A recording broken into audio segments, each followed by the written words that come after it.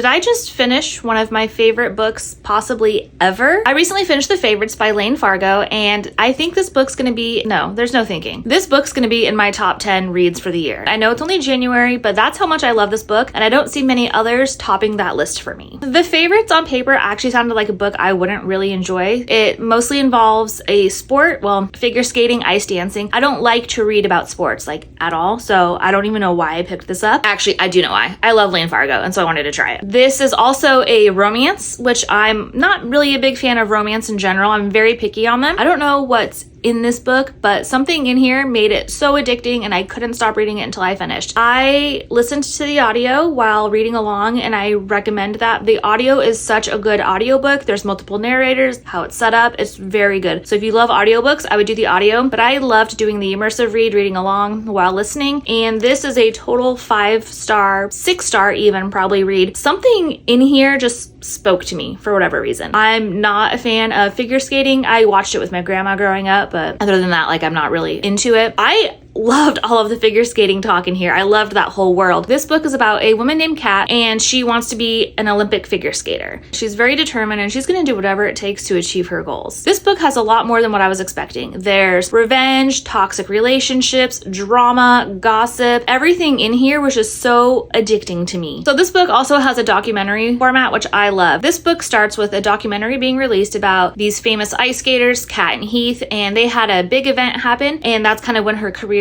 ended. This is taking place 10 years after that event, and she wants her story to be known. So in between, you get chapters of Kat's perspective and what happened, and then you get the outside perspective of those around her from the documentary. I thought that was a really interesting format, and it kept me engaged. So Kat was giving me Tonya Harding vibes, which I was there for. Kat was poor growing up and has a dysfunctional family life and is kind of underprivileged. She also is going to do whatever it takes to win, and so like all of that combined just kind of gave me Tonya Harding vibes. This book was set in the 90s and early 2000s, which I really loved from a nostalgic standpoint, and I just thought it was really good. I really loved everything about this book. I don't have any negative things I could say about this, and if you do, you can keep it to yourself, because that's how much I love it, and I'm not going to hear any criticism on this. If you've been on the fence about this book, I would definitely give it a try, because I really wasn't sure if I would love this, and it's now one of my like new favorites ever. The Favorites is now my favorite.